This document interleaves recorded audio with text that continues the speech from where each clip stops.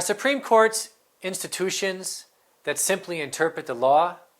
or do they follow popular opinion or elite opinion in the various societies in which they exist? Robert McCloskey was a historian who studied constitutional courts and Supreme Courts. And in the end, he concluded that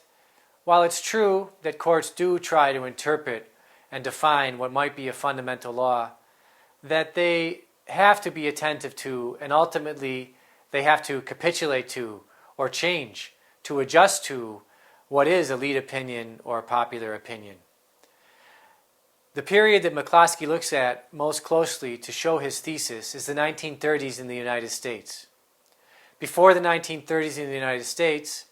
by and large, judicial review was intended to and carried out in such a way that it was defending a kind of fundamental law that was traced back to the American Constitution when it was written,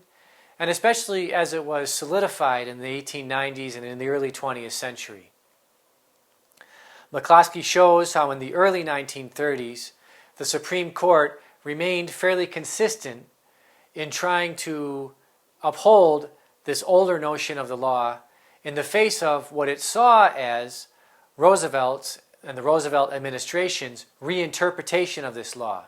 that led to the establishment of such things as Social Security, that led to the establishment of regulation of unions in a national way, and that led to the establishment of a number of political and civil rights that would be acted upon and further extended in the 1940s and 1950s.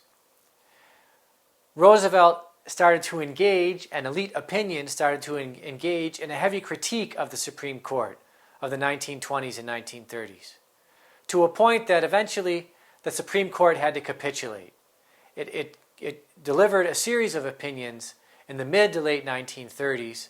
in which it conceded the Roosevelt vision of economic rights, of political rights, and the role of the federal government in guaranteeing those rights in the nation of the United States. It essentially granted Roosevelt a new fundamental law, a new law of the Constitution. The court, in other words, acceded to popular opinion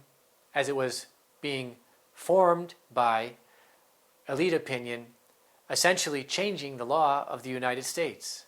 And so McCloskey's conclusion was that, yes, courts are, by their very nature, subject to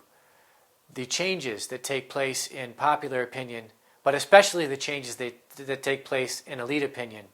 And this continues to our very day, and it can help us understand, I think, many of the problems that we face these days with respect to human rights